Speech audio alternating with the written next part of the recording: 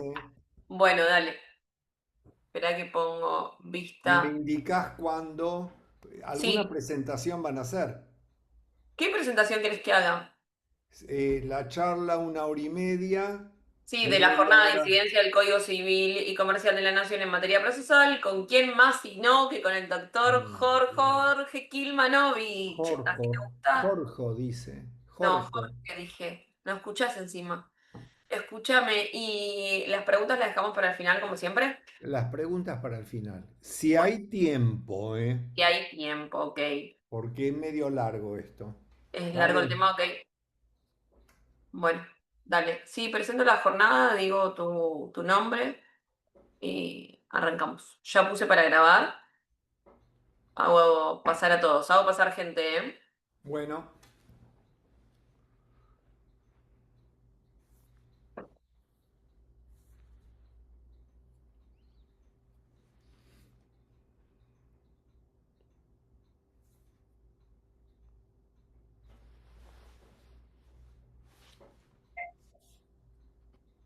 Hola, bueno, mientras vamos esperando que se sume la gente que está en sala de espera, les doy la bienvenida a la jornada de incidencia del Código Civil y Comercial de la Nación en materia procesal con el doctor Jorge Kilmanovich. ¿Quién más si no? Les quería comentar cuestiones administrativas. Tengan en cuenta que estamos grabando la jornada, después la van a poder ver en YouTube, así que en los próximos días va a estar subida al canal nuestro de YouTube. Después tengan presente que la asistencia no se da por el chat. La asistencia, como todas nuestras actividades, nosotros la descargamos mediante un reporte de Zoom. Así que no hace falta que pongan su nombre y apellido en el chat. Después, si no, si da el tiempo, porque es un tema bastante largo, nos dijo el profe, vamos a hacer preguntas, van a poder hacer preguntas al final, pero siempre y cuando nos dé el horario de la jornada. Así que creo que no me estoy olvidando de nada. Ah, el certificado se va a enviar por mail dentro de los próximos 10 días hábiles, así que tengan presente eso. No lo pidan a graduados, sino nosotros lo enviamos automáticamente si cumple con el 75% de la asistencia, que el 75% de la asistencia es que cumplan el 75% del tiempo. Sé que escucharlo a Jorge a veces se puede hacer medio largo, pero va a valer la pena, yo se los aseguro. Ahora los dejo con el profe. bueno, muy buenas tardes, doctoras, doctores. Luego de esta cálida introducción de graduados a las que nos tiene acostumbrados, antes de entrar en el tema, es verdad que la cuestión que vamos a ver hoy es extensa. Si nos da el tiempo, tomaremos un espacio para preguntas, pero vinculadas con lo que vamos a hablar hoy, porque si vamos a tratar todo lo que el Código Civil y Comercial está modificando, y yo creo que vamos a tener que hacer un curso de varias clases para tratar este tema. Simplemente el embargo, la prioridad del primer embargante, un montón de cuestiones que excederían el tiempo y el ámbito de lo que hoy vamos a charlar. Bueno, previo a ingresar en la cuestión de la incidencia que tiene la sanción del Código Civil y Comercial para aquellos que ya han estado en estos cursos, cuando hablo Código Civil y me refiero a Código Civil de ahora en adelante, me estoy refiriendo al Código Civil y Comercial. Cuando quiera referirme al Código Civil derogado, aclararé Código Civil derogado.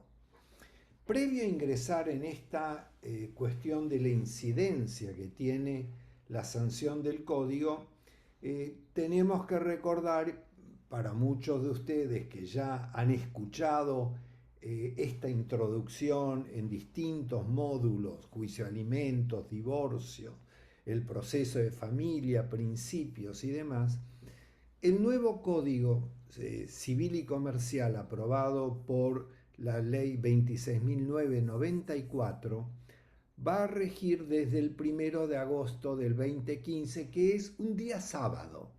O sea, para seguramente darnos el tiempo de sábado y domingo leerlo antes de que el lunes siguiente iba a comenzar este código con alguna virtualidad inmediata. Algunas de estas cosas las vamos a ir viendo hoy.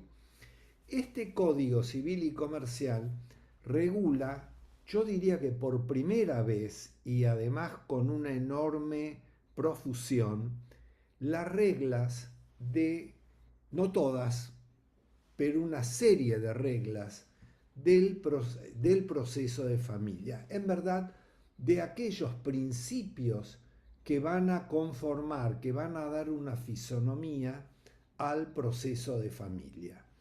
Esto lo vamos a encontrar en los artículos 705 a 711 del Código Civil, y esto nos va a colocar frente a una primera reflexión, que es, sabemos que la Constitución Nacional reserva a las provincias, a los estados provinciales, el dictado de leyes del procedimiento. El artículo 121 claramente así lo establece, siendo atribución del Congreso Nacional, del legislador nacional, el dictado de los códigos de fondo que se enumeran en el artículo 75, inciso 12 de la Constitución Nacional. Entonces, la primera cuestión ¿es válido, es constitucionalmente válido que el Código Civil aborde cuestiones del procedimiento, cuestiones que además vamos a ir viendo son netamente procesales? La respuesta la dio la Corte en alguna serie de fallos, en uno que yo destaco, el 22 de junio de 1900. Perdón, Jorge. Sí, Hay gente que por el chat está diciendo que se escucha bajo. Yo la realidad es de que lo escucho bien. No sé si capaz puede ser algo de las compus o de los celulares.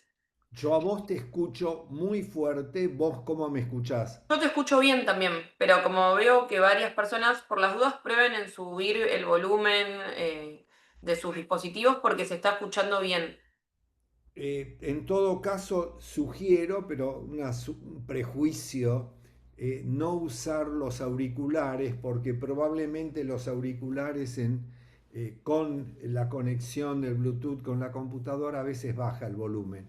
No puedo hablar más fuerte, estoy en el máximo de la computadora, pero refresco por si alguien no ha podido escuchar lo anterior, que es el dictado de leyes del procedimiento de cuestiones procesales es atribución de los estados provinciales, artículo 121 de la Constitución, siendo que se delega en el legislador nacional el dictado de los códigos de fondo enunciados en el artículo 75, inciso 12 de la Constitución.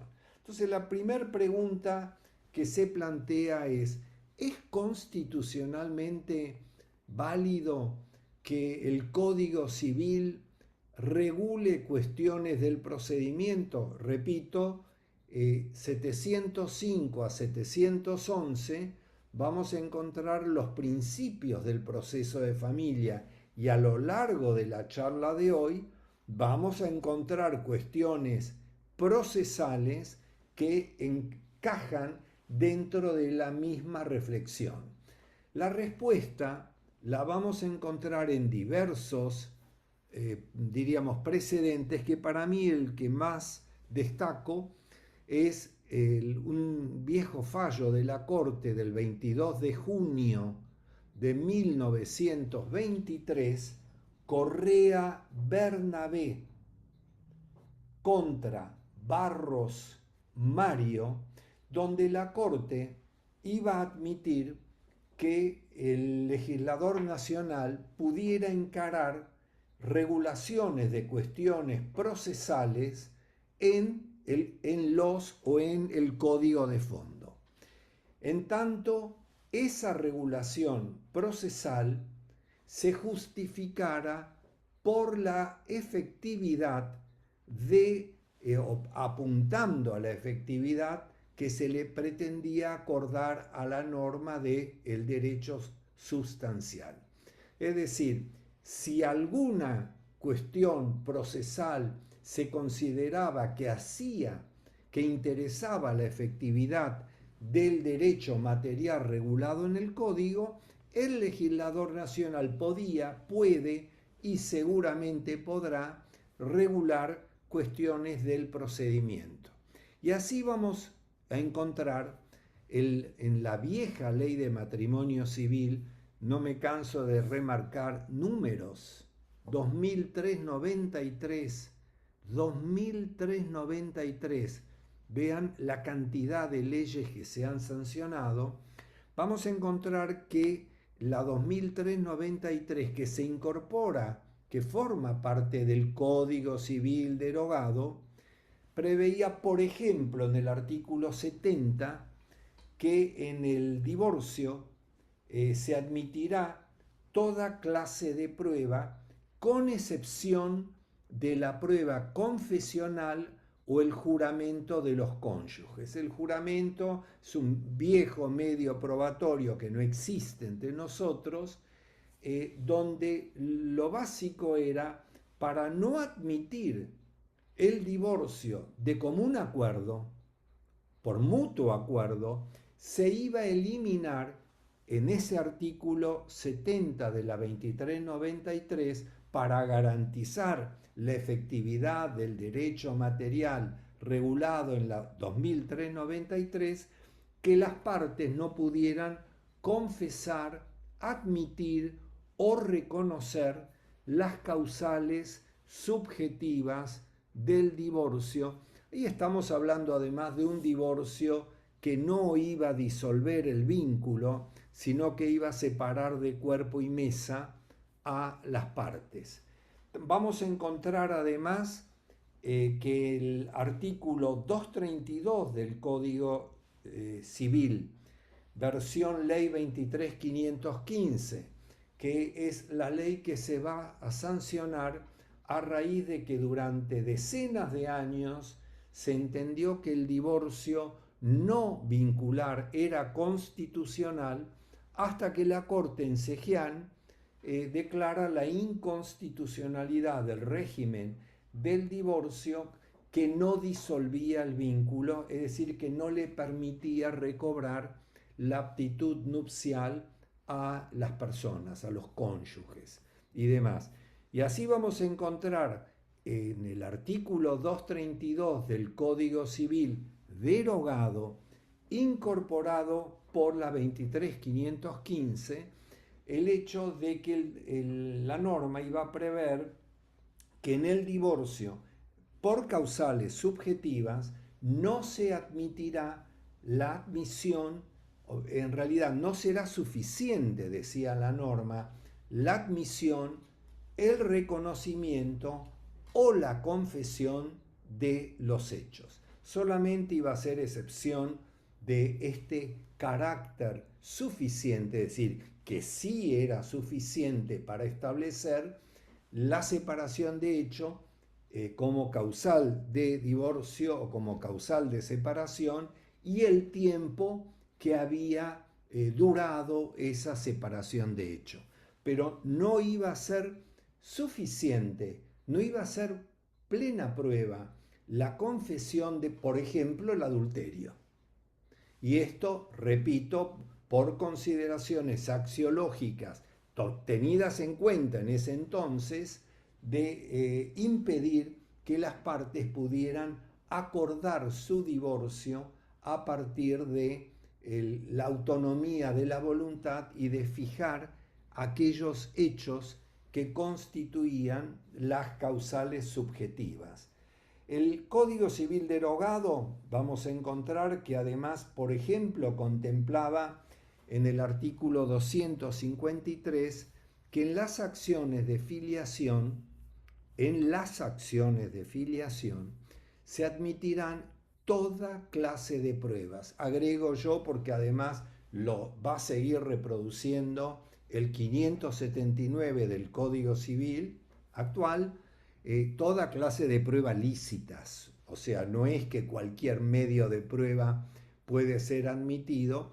El 253 hablaba de incluso las biológicas, y fíjense que iba a prever el 253 del Código Civil derogado que esas pruebas, incluso las biológicas, iban a poder ser decretadas de oficio por el juez o a petición de parte.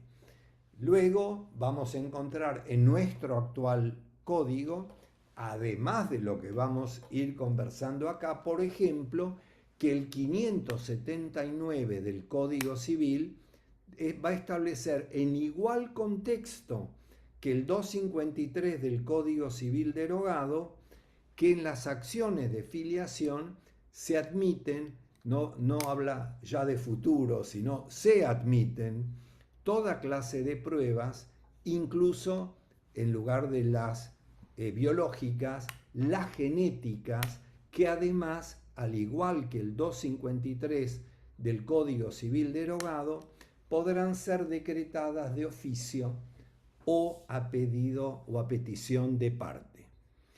Esta regulación en el Código Civil de los principios del proceso de familia, a mi entender, repito, para mí no se agotan con los principios que regula específicamente el Código, por ejemplo, la simplificación de medidas cautelares, que es un tema que hemos tratado acá en algunos de los cursos y que merecería, si nos da el tiempo, volver sobre él, pero lo importante es que al menos va a establecer y va a uniformar el sistema del proceso de familia. Proceso de familia que aun cuando la legislación procesal provincial no los incorpore, son de obligatoria observancia para los estados provinciales. Tendremos un código, como ocurre en muchas provincias, un código con ciertos paradigmas que no son los actuales del Código Civil y Comercial. Y por el otro lado, esta regulación de los principios del proceso de familia marca, y no es que uno esté tratando de traer harina a su propio molino, marca la importancia de lo procesal que tiene en la materia de la efectividad de los derechos. Acuérdense, el legislador nacional puede regular cuestiones del procedimiento si esa regulación procesal se considera que atañe o que interesa a la efectividad del derecho material regulado en el código de fondo. Evidentemente, lo procesal, más allá de las aficiones que uno pueda creer o tener, lo procesal va a cobrar vida y va a cobrar importancia cuando el derecho no se acate espontáneamente, cuando los derechos son observados espontáneamente, prácticamente que yo diría que no es el lugar más común de los que podríamos imaginar, la cuestión procesal pierde cierta, diríamos, importancia. Cuando el derecho no es acatado, ahí nos vamos a encontrar con incluso lo que enseñaban los antiguos romanos, probar o sucumbir. Los procesos judiciales, salvo aquellas raras experiencias de juicios de puro derecho, donde el conflicto se resuelve a partir de la selección, interpretación y aplicación de una norma, normalmente son juicios de prueba. Y aun cuando pudiese estarse de acuerdo, suele ocurrir que ya que discutimos los hechos, discutamos el derecho o viceversa. Ya que discutimos el derecho que invoca supongamos la parte actora, de paso desconozcamos o podemos desconocer la existencia o inexistencia de los hechos afirmados por el actor como fundamento de la pretensión de él, por el demandado como fundamento de la defensa que él opone a la pretensión. Y el segundo tema, antes de ingresar en el punto ya concreto de la incidencia que pueda tener en materia el Código Civil y Comercial en materia procesal, tenemos que recordar que el artículo 31 de la Constitución Nacional establece, incluso en íntima vinculación con lo que hablamos al comienzo de la charla, que la Constitución Nacional, las leyes de la nación dictadas por el Congreso, los tratados celebrados con las potencias extranjeras son la ley suprema de la nación. Y que las autoridades de cada provincia, repito, las autoridades provinciales están obligadas a conformarse a las leyes nacionales.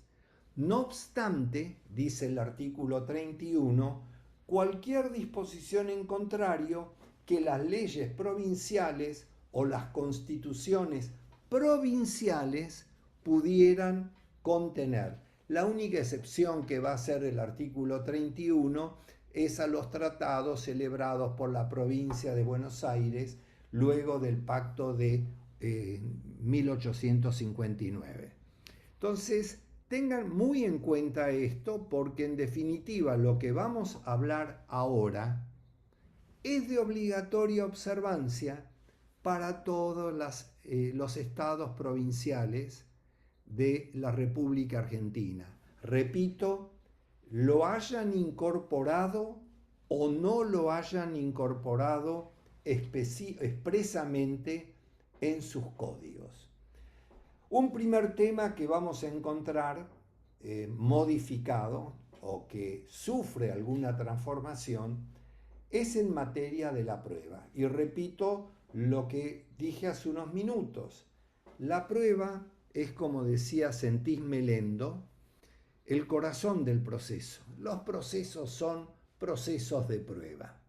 Los juicios se ganan o se pierden por el acierto o el déficit probatorio en que se incurre en su producción o en su ofrecimiento. Y en materia de la prueba, la primera cuestión se va a vincular con la denominada carga abstracta de la prueba. ¿Por qué carga? Carga porque, como lo vamos a ir viendo, y vamos a emplear este término a lo largo de las charlas de hoy, es un imperativo que se debe cumplir a riesgo de que, de no observarse, uno se perjudica en su propio interés. Ejemplo paradigmático: yo no tengo la obligación de contestar demanda, yo no tengo el deber de contestar la demanda, yo demandado tengo la carga de contestar demanda. Si no contesto demanda, artículo 356, el juez puede tener por cierto los hechos afirmados por el actor y debe tener por auténticos o recibidos los documentos que el actor le atribuye al demandado o que el actor manifiesta haberle enviado al demandado. Fíjense que no contestar la demanda realmente es un imperativo que se vale del propio interés y se perjudica quien no lo observa. Carga abstracta porque no se trata de saber cuál de las partes es la que tiene el imperativo de probar, sino la noción de carga abstracta de la prueba se va a referir a quién debe probar. ¿Debe probar el juez? ¿Deben probar las partes? Si ustedes reparan en nuestros códigos procesales, tanto nacional, civil me refiero, como provincial y la gran mayoría de los códigos de la República Argentina, son contadas, son aisladas aquellas facultades que en el código procesal lo autorizan al juez a ordenar prueba de oficio. Así vamos a encontrar que el artículo 452 del Código Procesal dispone que el juez podrá, y vuelvo a marcar el podrá, el juez podrá ordenar la declaración de oficio de personas mencionadas por las partes en sus escritos constitutivos del proceso o que resulten de otros medios de prueba. Aquí encontramos una primer iniciativa probatoria del juez que la vamos a ver con las medidas para mejor proveer, pero que no son iniciativas libres, sino que cuando no se ha logrado formar la convicción del juez, pero las partes han cumplido con sus imperativos, el juez podría ordenar medidas para mejor proveer. Pero esto no implica, y mucho menos en mi criterio, de que el juez pueda suplir la negligencia, la omisión, la falta de aporte de la prueba, sino las partes han ofrecido su prueba, no se ha logrado formar la convicción, finalidad exquisita de la prueba, convencer al juez, no es descubrir la verdad verdadera como si en un proceso judicial uno pudiera seguir una investigación filosófica para descubrir la verdad, por más que Carneluti hablaba de la verdad judicial, pero a mi entender, con todo respeto, hablar de verdades judiciales me parece un contrasentido.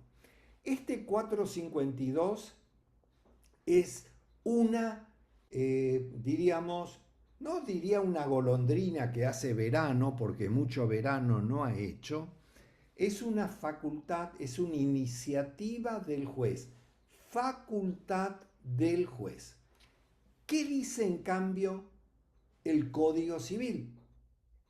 En el Código Civil, pero ojo, en el proceso de familia, proceso cuyo objeto son relaciones del derecho de familia por su propia naturaleza o incluso por disposición de la ley. Fíjense que el proceso de restricción de capacidad no necesariamente puede ser entablado en función de una relación de familia, sin embargo es de competencia del Tribunal de Familia. El 709 del Código Civil dispone, y esto es diríamos, es un giro copernicano, dispone que el juez en el proceso de familia, recuerden que yo me referí que en las acciones de filiación 253 Código Civil derogado, 579 Código Civil actual, el juez podía y puede disponer prueba de oficio. Acá, 709 del Código Civil, en todo proceso de familia, el juez podrá decretar prueba de oficio, y la cuestión que en todo caso se va a ventilar acá es si se está dentro de un proceso de familia. Doy un simple ejemplo. El juicio de alimentos entre donante y donatario que no sean familia, por más que tramita como un juicio de alimentos idéntico al juicio de alimentos entre parientes, entre cónyuges, entre convivientes y demás, o entre excónyuges también, ese proceso no es un proceso de familia. O sea, estamos hablando, si, repito, si donante y donatario no tienen vínculo de familia. Sí remarco que el 709 dice que el juez puede, de hecho dice, permite al juez ordenar prueba, lo cual tiene implicancias enormes. Que el juez pueda no significa que el juez deba. Por lo tanto, el imperativo de las partes de probar, de ofrecer la prueba, sigue en cabeza de las partes, salvo en procesos donde la norma lo faculte expresamente. Ejemplo, al que vamos a encontrar en materia de procesos de orden público, la restricción de capacidad y demás, porque acá, si el juez puede, pero no reemplaza la actividad de las partes. El juez puede decir, no señor, yo no ordeno la producción de prueba que debió y hacía al interés de las partes ofrecer. No hay ninguna violación de ningún deber del juez, y por el otro lado lo que habría es incumplimiento de la carga procesal de aportar los medios de prueba de los que las partes intenten valerse en el proceso. Sí es sumamente importante por el proceso civil naturalmente era dispositivo. ¿Por qué dispositivo? Porque si el derecho material es disponible, si yo puedo disponer de mis derechos como locador y ante el incumplimiento de pago del alquiler, soy yo quien puede disponer si reclama judicialmente o no, y además el contenido, la extensión o el objeto de reclamo. ¿Qué quiero? ¿El desalojo? ¿El cobro ejecutivo del alquiler? Ambas acciones. El proceso civil naturalmente ha sido, yo diría, paradigmáticamente dispositivo. Empieza a modificarse el proceso de familia con las facultades que se le otorgan al juez para ordenar prueba que nuestro Código Civil excepcionalmente le permitía al juez, y repito, en procesos de familia regulados a la luz de lo que dispone el artículo, los artículos 705 a 711 del Código. La segunda cuestión vinculada con la prueba ya no es la carga abstracta, sino la carga concreta de la prueba. ¿Quién debe probar? ¿Actor? ¿Demandado? Ambos. Esta cuestión habitualmente se entendía que la carga de la prueba le incumbía al actor respecto de la prueba de los hechos en los que invocaba como fundamento de la pretensión. No voy a entrar en adagius, onus, probandi, etcétera, etcétera, lo van a encontrar en cualquier lado y no nos aclara demasiado el pronunciarlo en latín. Y con respecto al demandado se afirmaba que la carga de probar los hechos le correspondía a él sobre aquellos hechos en los que reposaban las defensas que él invocaba o las excepciones que él interponía contra la pretensión de la parte actora. Estas dieron lugar, esta doctrina o estos criterios dieron lugar a críticas y demás. No tenemos el tiempo para analizarlo y excede esto.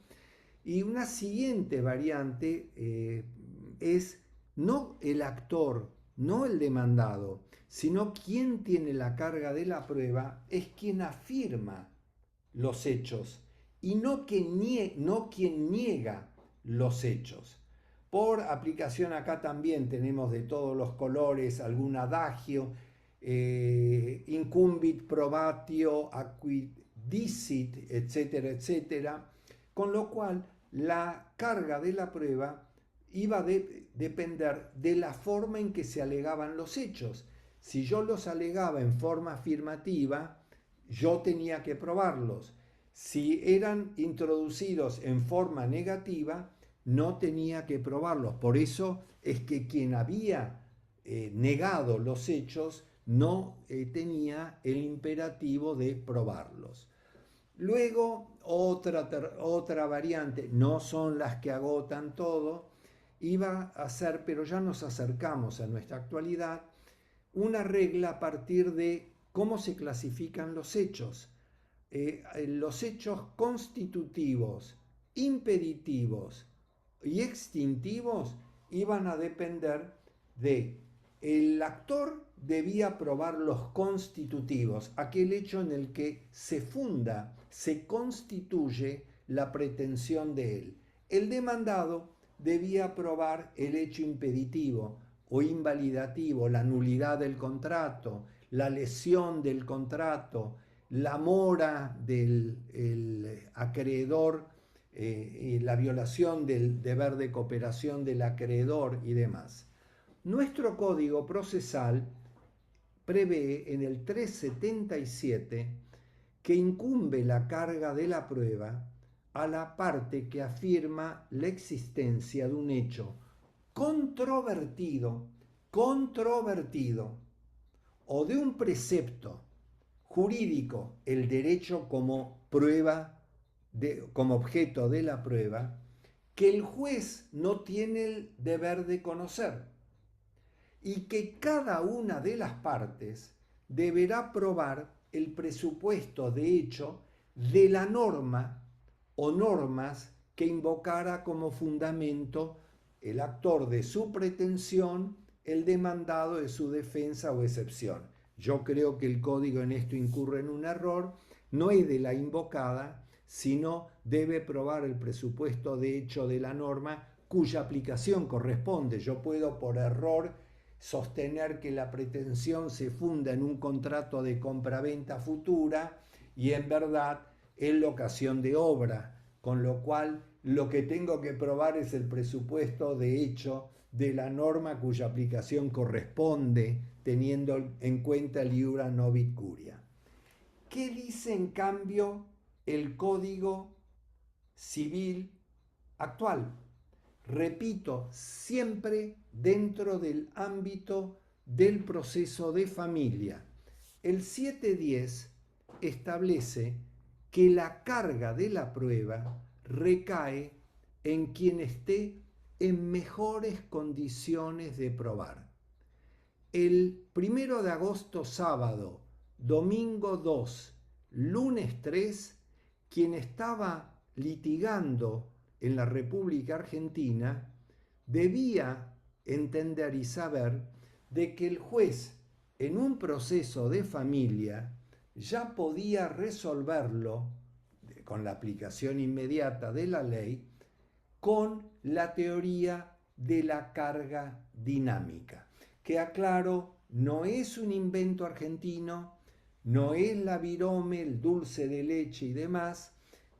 Ya Jeremías Bentham, 1820 o 23 o 25, en Tratado de las Pruebas Judiciales, ya sostenía que la carga debía estar colocada en quien tiene menos gravamen menos perjuicio, menos dificultad para probar. La teoría de la carga dinámica. Aclaro que el código prevé, y esto explica un poco por qué no podemos agotar todo esto en estas, a lo sumo, 2 horas. El código 1735, si mi memoria no me falla, el Código Civil prevé también la teoría de la carga dinámica en materia de daños, pero a mi entender lo hace en forma mucho más deficitaria, porque en realidad se trata de que si el juez considera que debe aplicar la teoría de la carga dinámica en materia de daños, debe informárselo a las partes. ¿Para qué? Para que ellos adecúen sus escritos a este nuevo paradigma. Hasta que el juez no dijo que voy a aplicar la teoría de la carga dinámica, a diferencia de lo que ocurre en el ámbito de familia, que ya lo dice la ley, no lo tiene que decir el juez. Hasta que el juez no lo dijo, podían jugar con el 377. El que afirma debe probar, cada uno debe probar el presupuesto de hecho y demás. En materia de daños, el juez que va a hacer uso, que considera que va a hacer uso de la teoría de la carga dinámica, debe advertirlo a las partes debe retrotraer el procedimiento con la demora que ello produce gratuitamente, ¿para qué? Para no violar el derecho de defensa en juicio. Esto que yo lo comentaba en alguna charla mayoritariamente ante jueces, un juez comercial me comentó: doctor, teniendo en cuenta esto, lo que mi tribunal va a hacer es que en el primer auto dispone, hágase saber a las partes, con el que ordena traslado de demanda, que este tribunal hará uso de la teoría de la carga dinámica de la prueba. Con lo cual, el actor, antes de notificar la demanda, tiene la oportunidad de modificarla para adecuar su prueba, teniendo en cuenta que él puede ser que no afirme o que no esté sujeto a la carga estrictamente desde el punto de vista del 377, pero ojo, es el médico, es el que está en mejores condiciones de saber si la operación que produjo daños inexplicables en la parturienta, si obedeció a las mejores reglas de la ciencia y arte. En el proceso de familia esto no ocurre. El juez no tiene que abrir la boca para aclarar que él va a aplicar y debe aplicar la teoría de la carga dinámica de la prueba, salvo supuestos, porque el 705 del código dice que estos principios se aplican salvo disposición en contrario. Por ejemplo, quien reclama alimentos, el pariente que reclama alimentos, la ley prevé que es él quien tiene que probar la necesidad y la imposibilidad de procurarlos. Acá es la norma específica que va a establecer quién debe probar determinado hecho. O otras normas que prevé el Código Civil. Y repito, el 705 prevé que estas 705, 711 se aplican salvo que disposición en contrario. En materia de lo que se llama el principio de originalidad de la prueba. La prueba, este principio no está enunciado expresamente y menos ordenadamente en el código, y es importante. Este principio prevé que no se va a admitir el pedido de informes que manifiestamente tienda a sustituir o ampliar a otro medio de prueba que específicamente corresponda por ley o por la naturaleza de los hechos.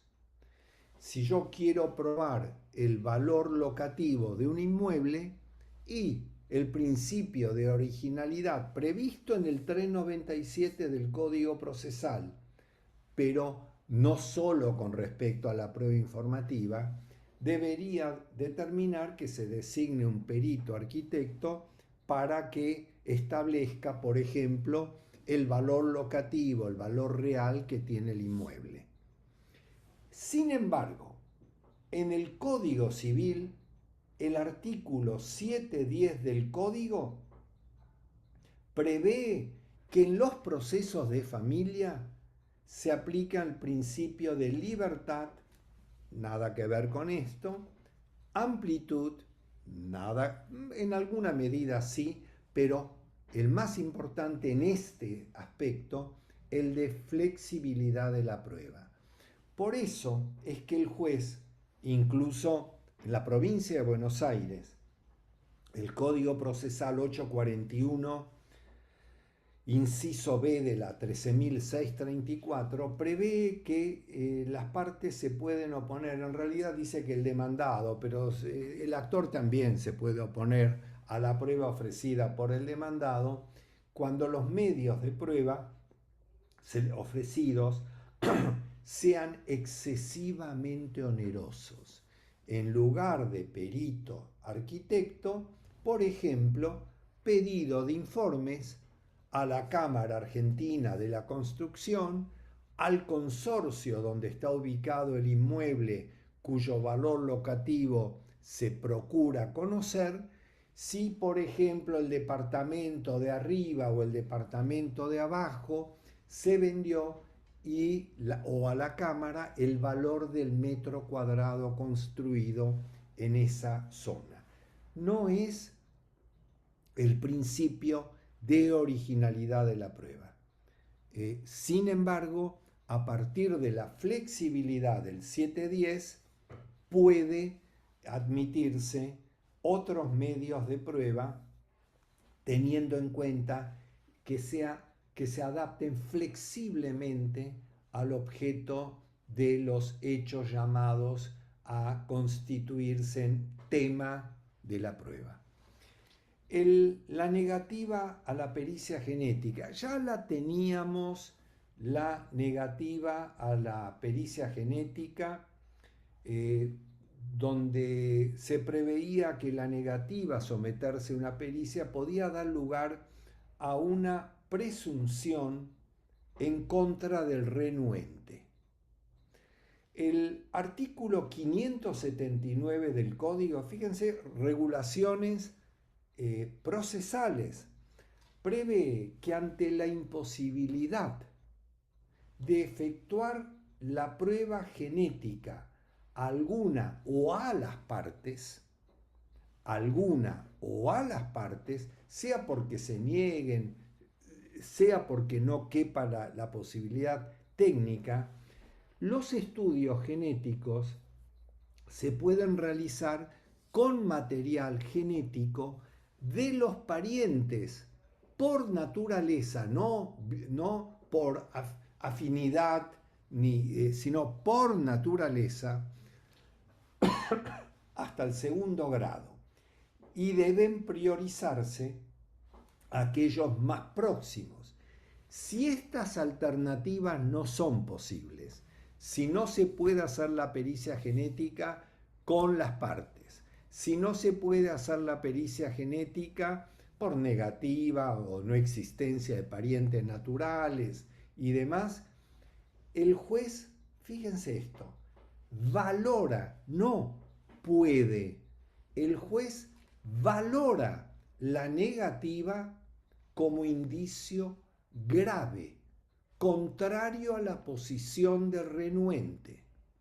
El indicio, aunque algún tribunal, y en esto voy a mencionar la unidad procesal número 5 de Cipoletti, en caso de 2023, la negativa y la gravedad de esta negativa no es que transforma al indicio en algo que no es indicio, es un indicio. El indicio es prueba. La prueba indiciaria, artículo 163, es prueba y puede ser plena prueba porque está sujeta a las reglas de la sana crítica. Cuando esta unidad procesal equivalente del juzgado resuelve que es algo más que un indicio, a mi juicio, con una petición de principios, lo que podría decirse es que el indicio tiene una mayor eficacia probatoria ante una situación como esta, pero no es que esté reemplazando la naturaleza ontológica de la prueba. La negativa a someterse a una pericia es prueba indiciaria. Y en los supuestos del 579 es prueba indicio grave que puede concluir con el reconocimiento, el desconocimiento de la filiación invocada. O sea, puede ser plena prueba. Varios jugadores, algunos de fútbol, se han encontrado con que no someterse a una pericia. Estoy hablando con el Código Civil derogado y la 23511, que no someterse a la prueba da lugar a un indicio. ¿Cuál es la explicación para no abrir la boca y permitir que se le introduzca un hisopo? Pues si me dijeran, bueno, extracción de sangre, extracción de tejidos, no hablemos de testigos de Jehová, porque yo no conozco ninguna secta o ninguna religión, ningún grupo que prohíba abrir la boca o que no se higienice abriendo la boca. Es un hisopo que tiene la misma virtualidad probatoria que la extracción de sangre. Una norma muy interesante es el 580 del Código, el Código Civil, que ante el fallecimiento del presunto padre o progenitor, la prueba puede realizarse sobre material genético de los padres de este fallecido. Y ante la negativa de ellos a suministrar su material genético, prevé el 580 que el juez puede ordenar la exhumación del cadáver. Yo agrego, no solo la exhumación del cadáver, se ha admitido en algún caso que la conducta de los parientes que no se someten a una pericia genética puede dar lugar a que se tome esa conducta de terceros, que no son los demandados, como prueba en contra. Máxime cuando, por ejemplo, no hay cadáver que exhumar o se lo hizo de manera tal que se produce la contaminación y la imposibilidad de producir la prueba.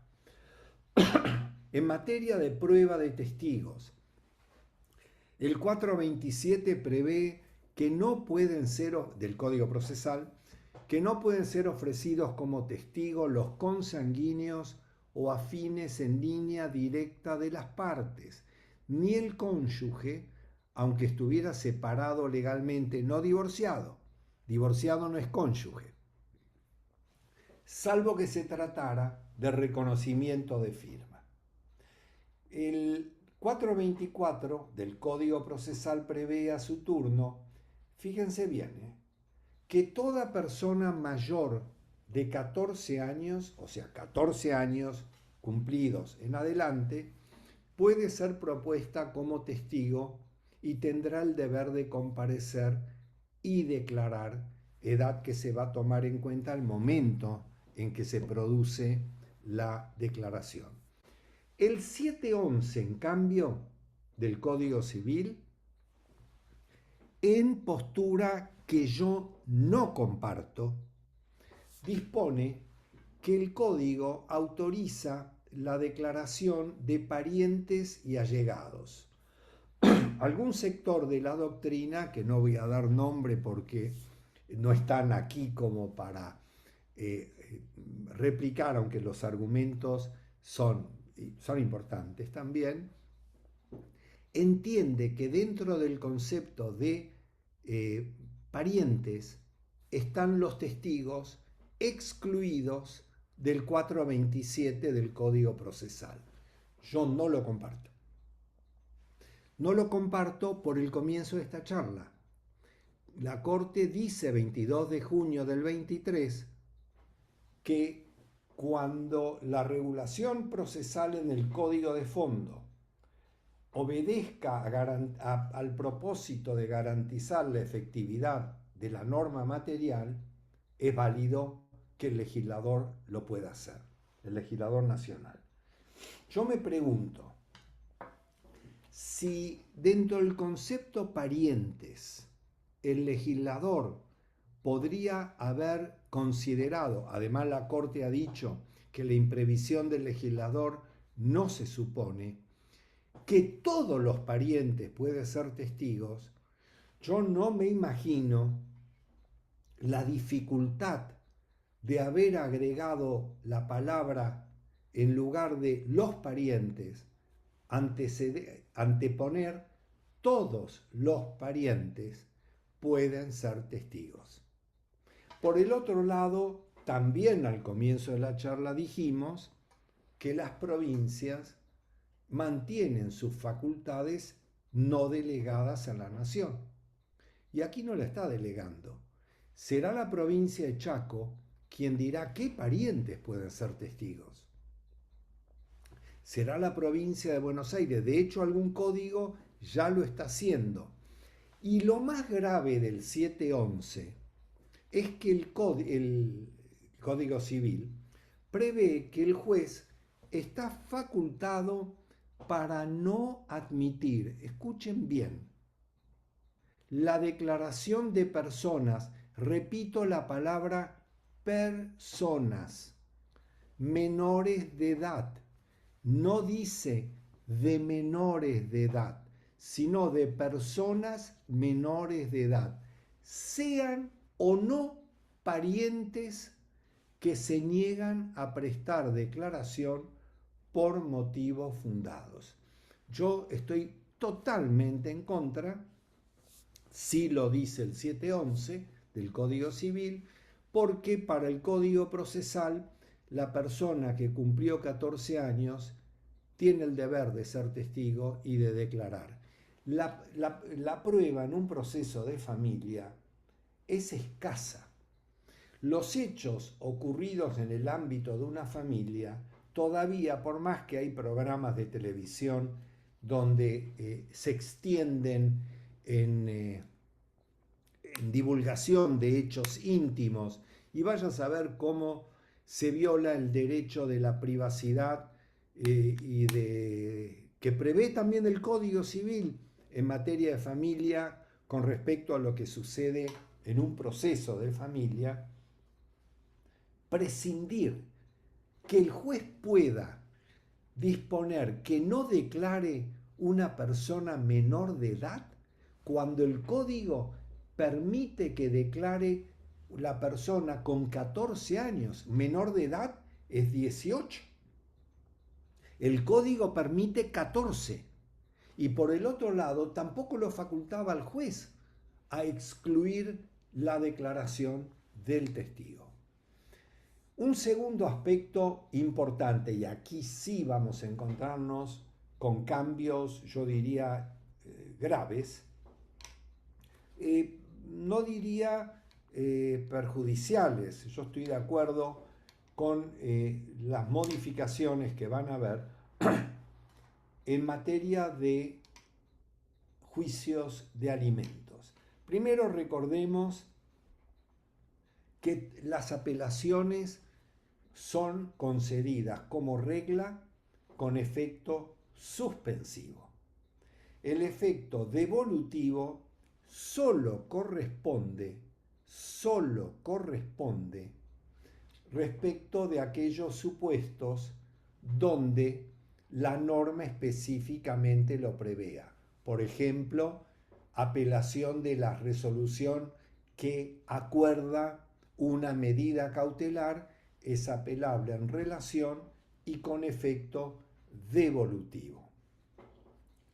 El 547 del Código Civil, 547, dispone que la sentencia que acordó la prestación de alimentos, repito las palabras, que acordó la prestación de alimentos, no, contra esa sentencia no procederá el efecto suspensivo, sino que el recurso se debe conceder con efecto devolutivo. Y acá viene una cuestión que a mi juicio no la vemos todavía aplicada en la praxis, pero va a ocurrir. Este 547 no distingue. Se está refiriendo a una sentencia que acuerda la prestación de alimentos. ¿Qué sentencias acuerdan la prestación de alimentos? La que dispone el aumento de la cuota alimentaria, incidente de aumento. 2. La sentencia que dispone la coparticipación de una cuota alimentaria. 3.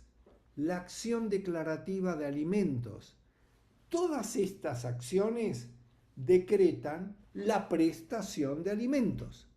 Y si el 547 dice que la sentencia que dispone la prestación de alimentos es apelable con efecto devolutivo, ¿por qué tengo yo que distinguir y excluir aquellas sentencias que, por ejemplo, en el incidente de aumento, disponen del aumento de la cuota alimentaria? Son sentencias que acuerdan la prestación de alimentos. En materia de medidas cautelares, el Código Civil permite 544, al igual que permitía el Código Civil derogado, la fijación de alimentos provisorios, que son medidas cautelares. Se comportan, son recurribles, son provisionales como las medidas cautelares.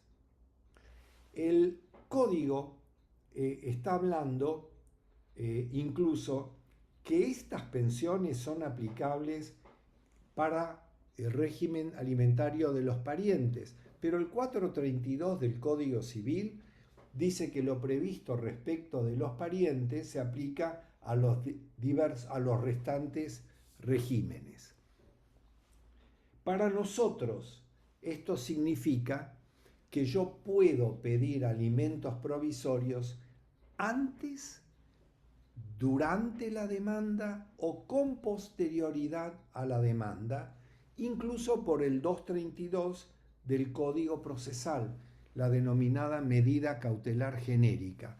Algún sector de la doctrina considera, que tampoco voy a dar nombre, que el alimento provisorio solo se podía pedir si se había promovido la demanda de alimentos. Yo no comparto ese criterio ni con el Código Civil derogado ni con el Código Civil actual, y repito, el 544.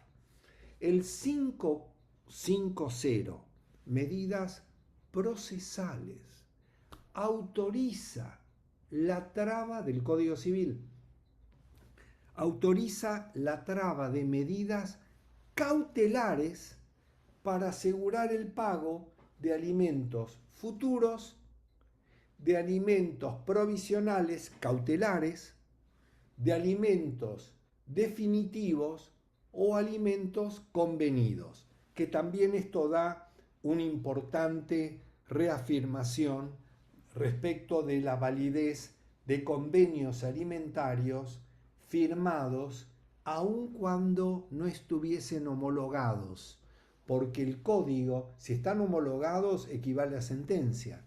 El código habla de medidas cautelares para asegurar el pago de alimentos convenidos. Hay un plenario de Bahía Blanca que resolvió que los convenios en ese entonces de alimentos, tenencias, visitas, son obligatorios, aunque no estén homologados. Y estamos hablando del convenio previo, porque en definitiva, aunque no se compartiera ese criterio, hoy en día ese convenio de alimentos encuadra dentro del concepto 1634 del Código Civil de la transacción. La transacción en el Código Civil no es solo un modo de extinción de un proceso, sino una forma de prevenir la iniciación de otro proceso. ¿Qué mejor que pactar alimentos entre los progenitores en favor de sus hijos y cumplir con ese régimen, sin perjuicio que puedan ser cuestionados si por algún motivo está afectando el interés superior de los niños. El 586 del Código prevé la fijación de alimentos en el juicio de filiación, que tiene una causa que no es de alimentos. La medida cautelar apunta a asegurar el cumplimiento de la sentencia dictada en el proceso. Yo acá puedo pedir alimentos cuando la sentencia en el juicio de filiación será en todo caso la de admisión de la filiación matrimonial, extramatrimonial o lo que fuere. Puedo pedirla porque el 586 lo prevé. ¿Qué tipo de trámite tiene que tener el juicio de alimentos? Alimentos, estamos hablando el juicio de alimentos de 638, proceso de conocimiento. El 543 del Código Civil dice que debe tramitar por el procedimiento más breve. Para mí, el procedimiento más breve es el del juicio de alimentos del 638 del Código Procesal, donde el demandado tiene solo 2 medios de prueba como regla para ofrecer, informativa y documental, donde no hay traslado de demanda, donde la prueba de la parte actora se produce inmediatamente, donde se dicta sentencia entre el 5º día de producida la prueba de la parte actora, y me inclino por mantener este criterio en lugar de juicios sumarísimos o de incidentes. En materia de los incidentes de aumento, reducción o cese de alimentos, el Código Civil, que no regula el de coparticipación, que sí está en los códigos procesales, prevé en el 554 que tramitará también por el procedimiento más breve. Bueno, acá no hay otro. El más breve es el incidente del 650 del Código Procesal. Efectos de la sentencia. El 548 del Código Civil dice que los alimentos se deben, 548 del Código Civil, desde el día de la interposición de la demanda o desde el día de la interpelación por modo auténtico al obligado, siempre y cuando se promueva la demanda dentro de los 6 meses contados desde la interpelación. Código de la Provincia de Buenos Aires, procesal, incorpora esta cláusula en el proceso de alimentos de la Provincia de Buenos Aires. ¿Qué estamos diciendo? Estamos retrotrayendo a la demanda o a la interpelación. Fíjense que el Código Procesal Nacional, en cambio, 644, prevé que la sentencia de alimentos es retroactiva a la fecha de la interposición de la mediación. Y en materia de incidentes de aumento de la cuota, el Código Procesal prevé que debe retrotraerse la sentencia que aumenta la cuota a la fecha de, el Código no, ahí no se acordó de la palabra mediación, al momento de la notificación de la demanda del incidente. Por analogía, en el 650 debería ser retroactiva al momento, no que se interpuso la mediación, sino al momento en que se notificó la audiencia de mediación. ¿Cuáles son las cargas del demandado? Acá entramos en el juicio de alimentos, en un tema muy interesante. El 546 dice que al demandado le incumbe la carga de probar que hay otro pariente en grado más próximo o igual que esté en condiciones de prestarlo. En grado más próximo, para que el demandado se vea desplazado. En grado igual, para que concurra, aquí estaría metido el incidente de coparticipación. Este tema va a traer algún dolor de cabeza. ¿Por qué? Porque el código habla otro pariente en grado más próximo o en igual grado en condiciones de prestarlo. Yo entiendo que no corresponde la citación del progenitor afín en los términos del 546 porque no está en igualdad de grado. El deber del progenitor afín es subsidiario. El primer deber lo tiene el progenitor biológico.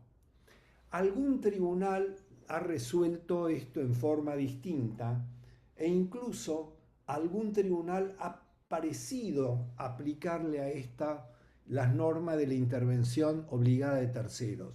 Tampoco comparto. El demandado, cuando pide la citación del pariente que está en igual grado, el abuelo demandado, los abuelos paternos, piden la citación de los abuelos maternos, en verdad está citando a deudores que se hallan en su misma condición, no son terceros, sino que son traídos como codemandados al proceso. Tercero, la intervención de un tercero, por ejemplo, del progenitor afín respecto de la demanda promovida contra el progenitor biológico, la litis no es común entre el progenitor afín y el progenitor biológico. Uno debe por la cuestión biológica, el deber de solidaridad. El otro debe porque la ley le da además en una situación diversa.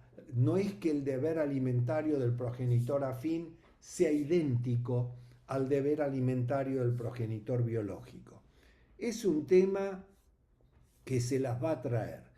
Y por último, nos vamos a encontrar que nuestro código procesal, provincia también, aunque en provincia se requeriría cierta, diríamos, pasividad reiterada, porque primero hay que intimar a activar bajo procedimiento de decretar la caducidad. El 310 del código prevé que se produce la caducidad de instancia cuando no se insta la instancia dentro de los plazos que indica la norma. Instar no es realizar cualquier acto procesal, es realizar un acto procesal que implique el avance del proceso hacia el fin natural del mismo, que es el dictado de la sentencia. Que yo pido un embargo preventivo, yo actor, un embargo preventivo en un juicio, no es un acto impulsorio. No avanza el proceso. Yo puedo obtener el embargo y no activar el proceso, incluso podría hasta dar lugar a que la traba de ese embargo se constituya en un abuso del derecho procesal a obtener medidas cautelares. Obtenido el embargo, la intervención de la sociedad, especialmente una intervención de la sociedad, capaz que el actor se conforma con esto, porque ¿quién aguanta, por ejemplo, un estudio jurídico, tener un interventor en la puerta de la oficina cada vez que entra un cliente, decirle, señor, usted viene a pagar porque soy interventor recaudador, tengo que embargar X porcentaje de lo que usted paga? No creo que muchos clientes sigan desesperadamente corriendo por ir a ver al abogado. El 709 del Código Civil cambia, y acá sí que hay un cambio que ya no depende de la atribución del juez. El 709 dice, para siempre proceso de familia, que el impulso está a cargo del juez. No puede estar. Está a cargo del juez. Y hace excepción a este impulso cuando se trate de una litis en la cual estemos en un proceso de naturaleza exclusivamente económica y además con partes que sean capaces. Ejemplo, la liquidación de la comunidad de ganancias entre personas capaces, a mi entender, está sujeta a la caducidad de instancia. El juicio de alimentos, a mi juicio, no hay caducidad de instancia. ¿Por qué? Porque el deber alimentario, incluso como el 659 del Código Civil lo prevé, no solo está constituido por dinero, sino incluso por prestaciones en especie.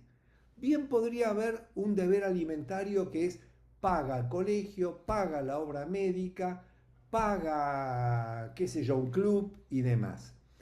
En esto, Bossert, en su obra Régimen Jurídico de Alimentos, bien lo explicaba que el deber alimentario no tiene un contenido exclusivamente económico.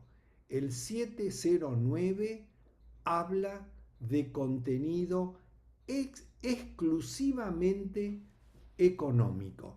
El deber alimentario es cuidados, el deber alimentario es dinero, el deber alimentario trasciende lo puramente económico y hace al deber asistencial que tienen las partes. Doctoras, doctores, yo antes de quedarme afónico les quiero hacer una propuesta decente. Una, que voy a ir a buscar una pastilla para la garganta y 2 minutos después, si es que hay alguna pregunta, eh, voy a estar a disposición de ustedes. Repito, preguntas de este tema, preguntas de lo que hemos hablado acá, de lo que pudo no haber quedado claro. Si me dan un segundito.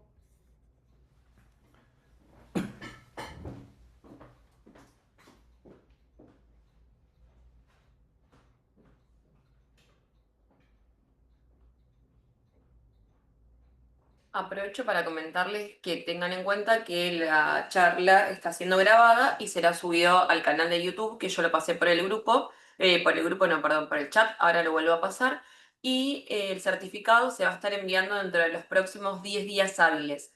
Cosa que no dije al principio es que por favor se renombren, porque a veces aparecen, no sé, el usuario de Zoom o el nombre del teléfono. Pongan su nombre y apellido para que el certificado salga de forma correcta. Tampoco pongan, acá estoy viendo A. Duarte, traten de poner el nombre completo, así no hay inconveniente con el tema del certificado. No hace falta, no lo pongan por el chat. Solamente necesito que esté bien el nombre cuando ustedes, que el usuario de Zoom, pongan la opción renombrar y pongan su nombre completo, para que no haya inconveniente con el certificado. Bueno, yo estoy de vuelta. Sí, te veo. Qué suerte.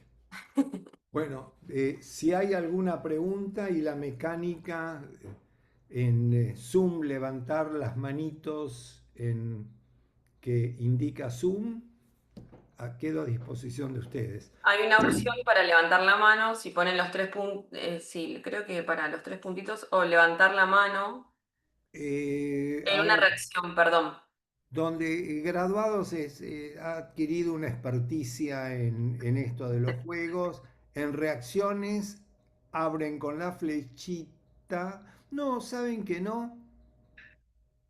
Chat, participante, herramientas del anfitrión.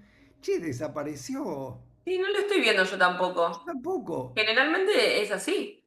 Bueno, Es- Eliana, te estoy viendo que estás levantando la mano. Si Bueno, pueden, por favor, buscarlo por una cuestión de orden para no marearnos. Oscar, también te estoy viendo, pero no veo, no, tengo pocas pantallas. Ahora vamos con Eliana.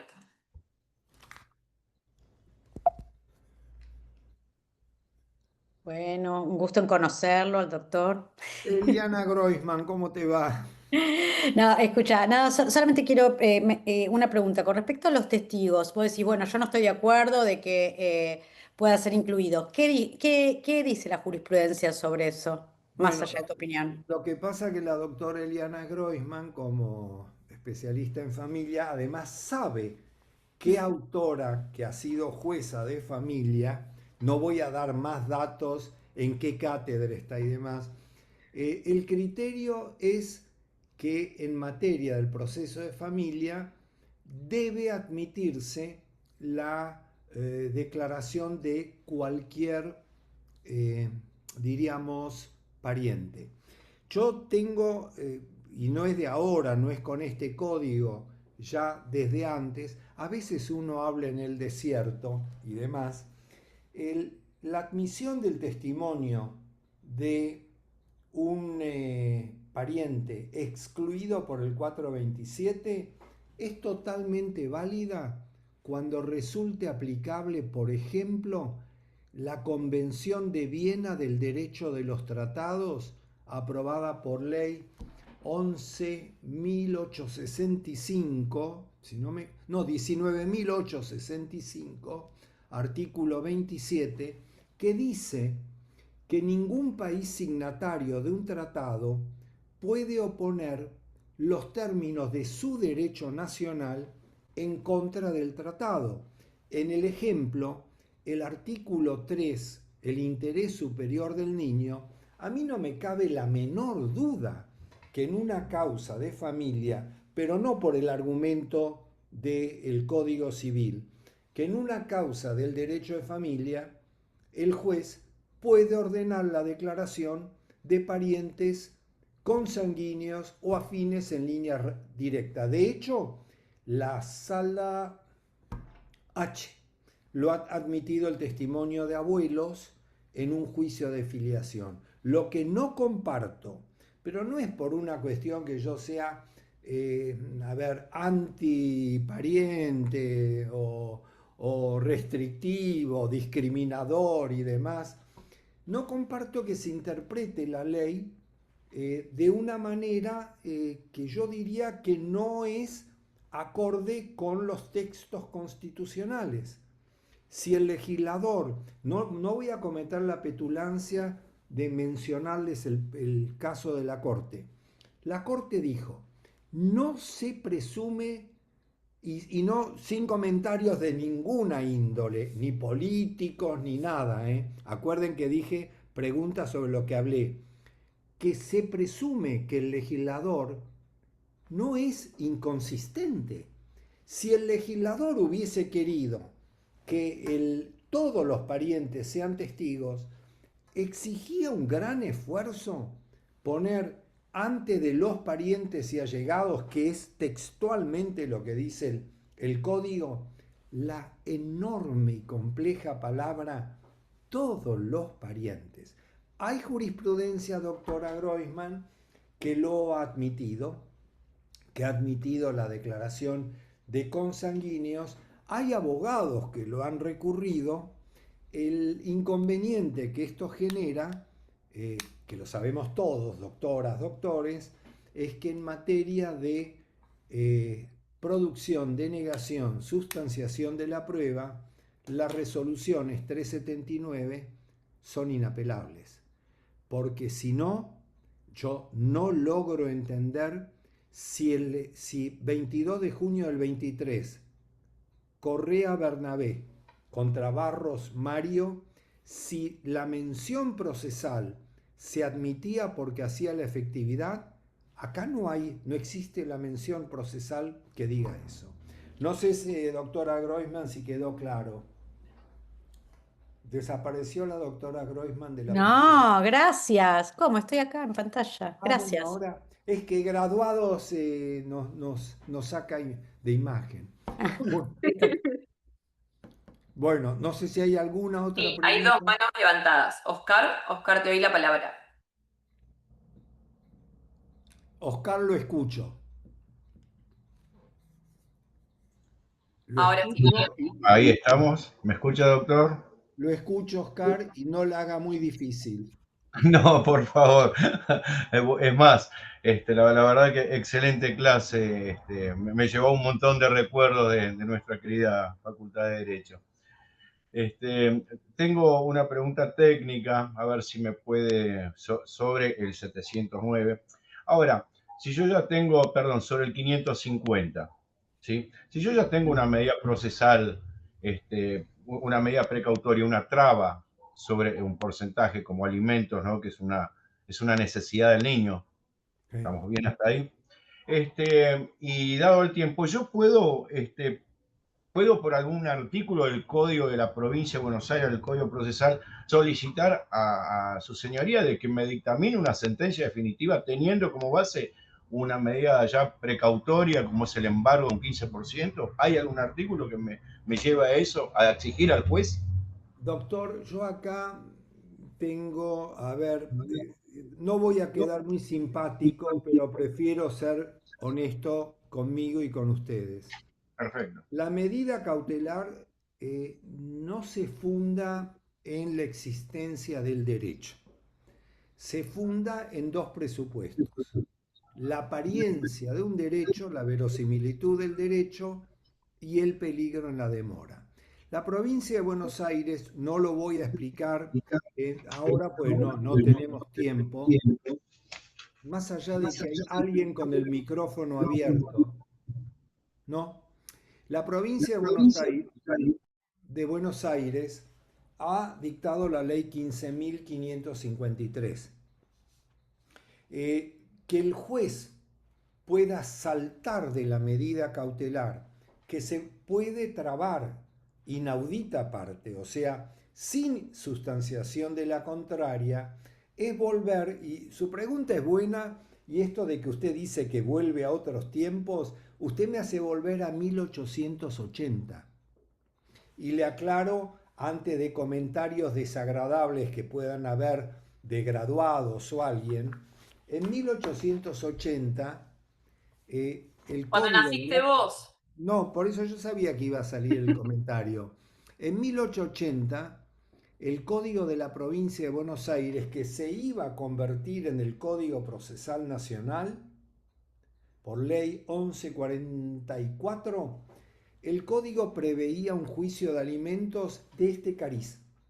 El juez recibía la demanda, fijaba la cuota alimentaria, se la notificaba y tenían sentido el humor. Yo siempre dije que los abogados, en un lado, en el otro lado el mostrador, tienen cierto sentido o podríamos tener sentido del humor, porque yo creo que era una tomadura de pelo legislativa. Sin oírlo, sin darle la oportunidad de contradecir, sin la oportunidad de darle la oportunidad a la alternativa a ofrecer prueba, le fijaba la cuota y le decía, o sea, no es que le decía como digo yo, la norma decía sin perjuicio de que el deudor, el demandado, un demandado que solo comparecía al proceso para ser condenado, una cosa media rara, podrá promover, escuchen bien, 1880, 1880, no 1980, podía promover un juicio de revisión de la cuota que le había fijado el juez, pero a escondidas, ¿a través de qué normas? Sentido del humor envidiable, de un juicio ordinario. Si hoy un juicio ordinario tarda lo que tarda, en 1880 yo creo que el demandado condenado a pagar alimentos en ese contexto seguramente optaba por enrolarse en la legión extranjera que promover un juicio ordinario que iba a tardar 20 años con todo esto.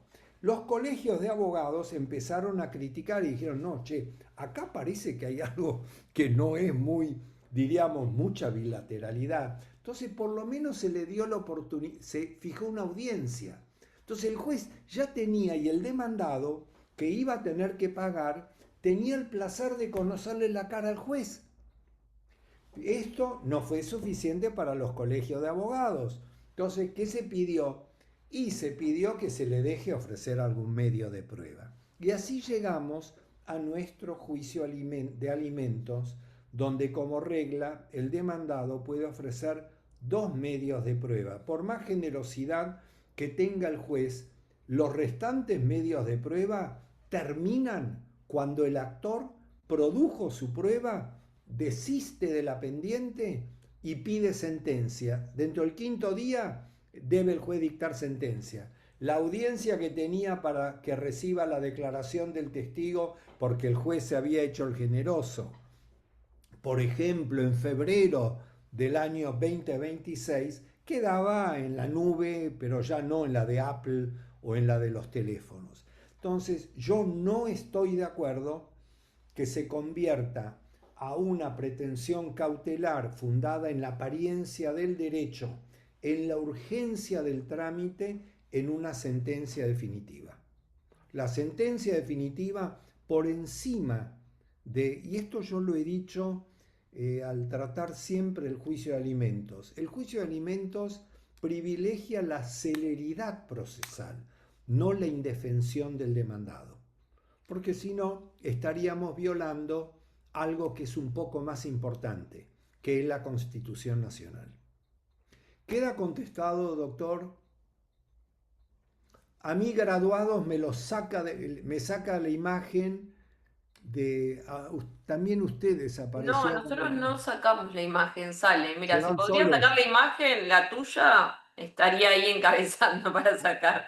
Ahí tienen graduados con su amabilidad.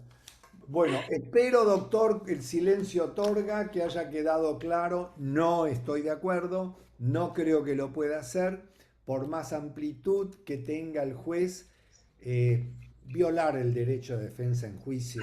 No. Perfecto, ¿Está? quedó contestado, doctor. Doctor, un placer.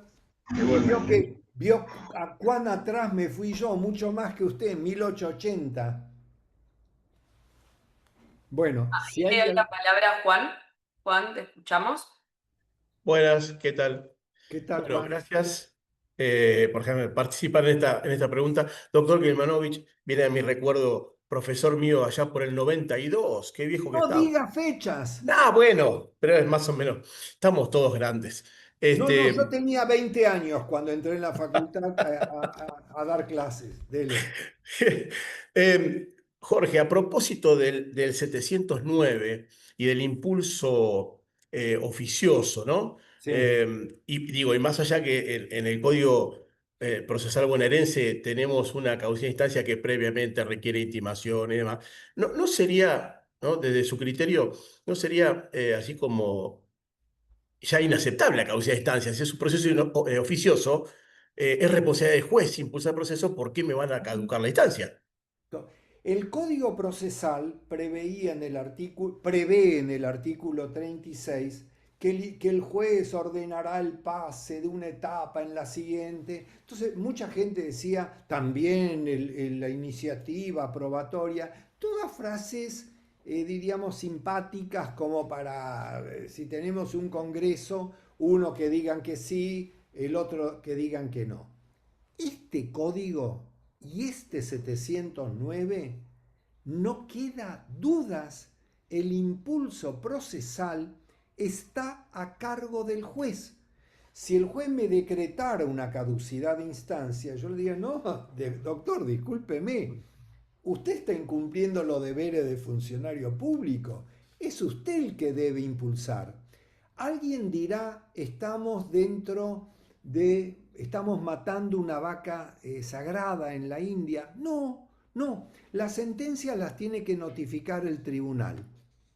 O sea, terminemos con esto en un sistema como el que estamos viviendo, donde el COVID, el desastre del COVID, tuvo sin embargo algo muy bueno, que es la digitalización del sistema judicial. Si bien ningún extremo sirve, a veces uno extraña el expediente porque algunos expedientes son imposibles de entender desde PJN y compañía. Hoy en día no se explica por qué motivo el expediente, porque esta es una de las críticas, que los juicios, ahí sí se lo voy a decir en latín, paene immortales, ese era el criterio de por qué había caducidad de instancia, para que no se conviertan en cosas inmortales. No, señor, no se van a convertir en cosas inmortales. En realidad el juez tiene que activar el procedimiento y en todo caso se podrá intimar a la parte bajo apercibimiento de disponerse el archivo. No habrá caducidad. Si tuviésemos tiempo, no lo vamos a tener hoy. El tema de la caducidad de instancia, qué dolores de cabeza que está produciendo en materia de compensación económica provisoria cuando se decreta la caducidad del proceso donde se fijó la compensación cautelar mientras tramitaba el juicio de compensación definitivo y si hay repetibilidad o no. Doctor, ¿quedó claro o dejé de contestar algo? Clarísimo, Jorge, muchísimas gracias. Un gusto. Y eso de 1992, usted debe estar hablando de mi hermano mayor, no de mí. Chao, doctor. Jorge, acá tengo una pregunta de Sofía que no le funciona el micrófono. Quisiera preguntarle al doctor si en los juicios de régimen de comunicación se puede regular también alimentos, ya que a veces el defensor lo sugiere, aunque ese no es el objeto del juicio. ¿Qué se puede hacer en esos casos? Acuérdese, Sofía, ¿no? Que en materia de procesos en los que estén interesados los niños, hay una norma y yo les insisto en cada charla que doy que tenga que ver con proceso de familia, que no es lo único que uno habla, artículo 2, ley 26061. Los derechos que consagra esta ley, la convención y demás son de orden público, irrenunciables, indisponibles y demás. Por ende, si hace al interés superior del niño la fijación de una cuota alimentaria durante el régimen de comunicación, hágalo. Yo creo que se puede mantener el buen orden procesal porque en definitiva quien pida alimentos, ¿qué le cuesta hacer un escrito por separado? Promueve incidente de medida cautelar, alimentos provisorios. Ahora, es verdad que poder se puede. Hoy en día, y no quiero que me critiquen colegas, hoy en día la cuestión de género y del niño se ha convertido en, diría, una pieza fundamental del sistema judicial. Un niño, el derecho que afecta a un niño tiene inconmensurables efectos. Yo he dicho y escrito que los tribunales de provincia de instancia única 11453 de familia eran inconstitucionales. De hecho, después la Corte Interamericana, en una opinión consultiva 2/2002 creo que era, iba a decir que la garantía de la defensa no solo rige en materia de el juicio penal como por el Pacto de San José de Costa Rica 2.2 del pacto y demás. Eran inconstitucionales, tiene que haber doble instancia. La 26061 prevé el derecho del niño a recurrir ante un órgano superior, no ante el mismo juez convertido, vestido en cámara de apelación como en algún proyecto de la ciudad, en la cual al comienzo intervine, después me fui volando, donde el mismo tribunal de vecindad era tribunal de doble instancia. La doble instancia es una garantía constitucional del niño y les aclaro, Corte Suprema de Coca-Cola Company, ahora que estamos tan afín al inglés y demás, sin comentarios tampoco, septiembre de 1995, es verdad que la doble instancia no es una garantía constitucional, salvo cuando está prevista. Cuando está prevista es garantía constitucional y la Corte de Coca-Cola Company, el día me puedo estar equivocando, 12 de septiembre, creo que no, de 1995, si está prevista en la ley, hace al derecho a defensa en juicio. ¿Y qué está previsto? el artículo 27, la doble instancia en materia de derechos concernientes a niñas, niños y adolescentes, o por ejemplo en medidas cautelares. ¿Queda contestado, doctor? Doctora, perdón. Sí, Bueno, muchas ahora, gracias, puso Sofía. de nada, Sofía. Bueno, vamos con Cecilia, que tiene la mano levantada. Cecilia, te habilitamos el micrófono. Hola doctor, un gusto verlo. ¿Cómo le va, doctora? Ya nos hemos Bien, visto. un placerazo verlo y escucharlo y siempre está Gracias. bueno seguir aprendiendo sin decir años ni nada. Bueno, hace un montón que nos conocemos. Yo pensé que Sacaron, se refería a Rocío por la edad que tenía Rocío en graduado, que ya está grande. Bueno, re, dígame, la re, escucho. más de 400 personas estuvieron hoy escuchándolo y es un lujo. Hablando de la caducidad que hablaba el colega recién, Juan Molina creo, y la caducidad de la compensación económica, creo que nos debemos, hay muchos fallos que aplican la caducidad de la compensación, la caducidad de fondo, ¿no? No la procesal, la aplican de oficio, aplican el plazo de 6 meses, que es muy corto, y más que nada en los temas de cuando hay separación convivencial, ¿no? Cuando hay una situación de separación, porque en el divorcio, más que mal que mal, tiene un abogado, ¿no? La persona, y bueno, ya está litigando por el divorcio, entonces no se le escapa quizás el tema de los plazos. Entonces, creo que el tema de la caducidad y la interpretación de los tribunales, y hacemos el mea culpa, yo trabajo en tribunales, no trabajo en familia, pero hay un fenómeno que está ocurriendo, además del COVID, es que hay muchos problemas de familia que se plantean como patrimoniales. Nosotros tenemos dividido el fuero, explico por las dudas, en familia y patrimonial, entonces lo tratan de disfrazar como un problema patrimonial cuando es un problema de familia, ¿no? Y me parece que lo importante es analizar los conflictos, ¿no? Más allá de todo lo procesal y todas las volteretas y todas las cosas que haya, es que los jueces podamos resolver los conflictos y que las personas puedan renovar su proyecto de vida, hacer lo que quieran, ¿no? La caducidad frustra, los problemas de competencia frustran. El tiempo en discusiones quizás, que quizás en los códigos no hay plazo, la competencia es uno, no tiene plazo, se puede estar discutiendo en un montón de instancias y quedan los conflictos ahí latentes, ¿no? Sin resolver. Por eso me quería hacer Voy, esta reflexión. voy por turno.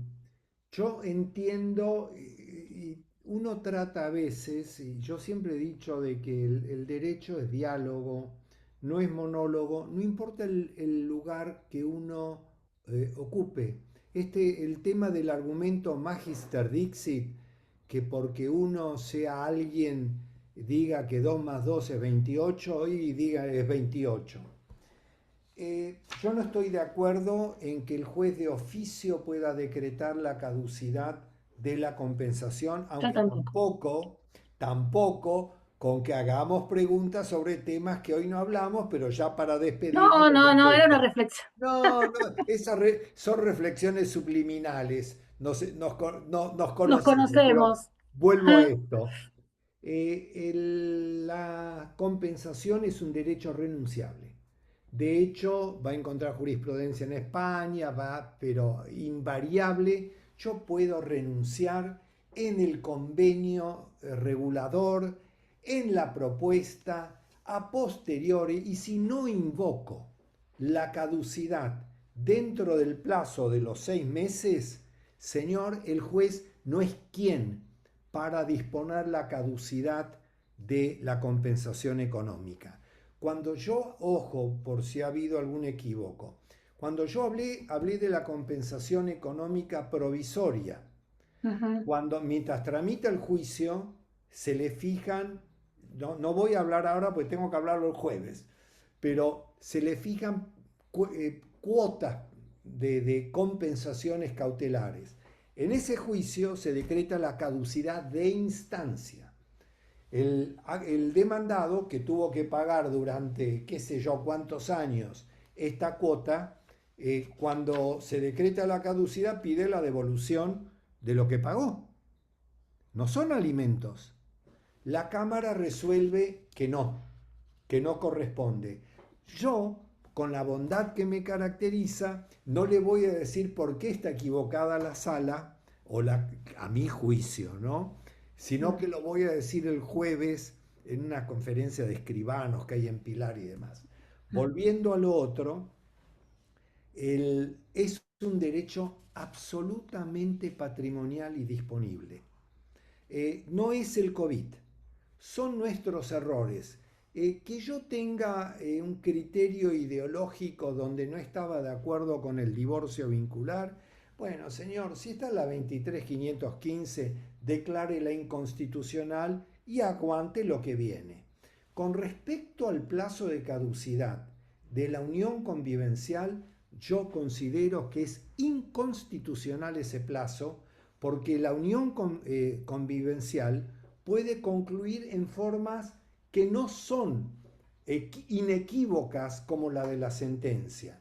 La sentencia de divorcio, que también ha generado problemas, ¿desde cuándo se cuentan los 6 meses?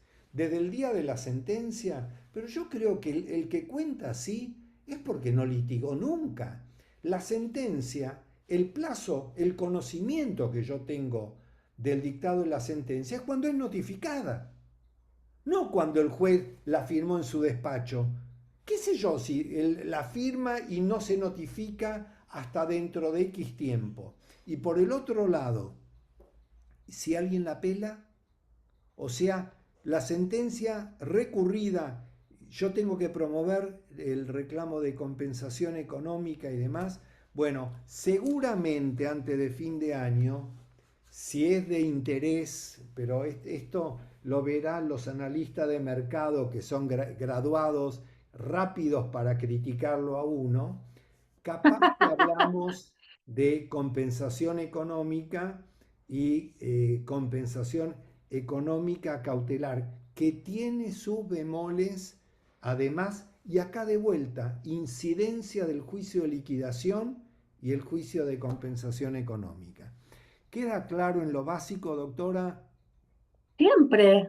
Ah, Yo bueno, soy me su alegro fan. mucho, me Yo soy alegro su mucho. fan. Me encanta. Le agradezco mucho. Bueno, creo que ya llegamos al fin de la hora, graduados. ¿Está graduados todavía? Sí, acá estoy, no me dormí, no me extrañes. Nadie te extrañó. Además, en todo caso, quien tenga preguntas que no han quedado adecuadamente explicitadas o explicadas, pueden llamar a graduados y pedir por Y Rocío yo les o paso el Silvina número Petov. personal del doctor, no Sí. pasa nada. Bueno, me despido, doctoras, doctores. Un placer estar con ustedes. Se va a repetir, calculo, y en lo demás espero que haya sido de utilidad. Cierro con Séneca. El hombre, cuando enseña, aprende. O sea, yo también aprendo y esa es la parte egoísta de estas charlas. Un gusto enorme. Gracias, graduados. Pásenlo bien. Chao, muchas gracias a todos, buenas noches. Chao, Jorge, nos vemos. Chao, Rocío.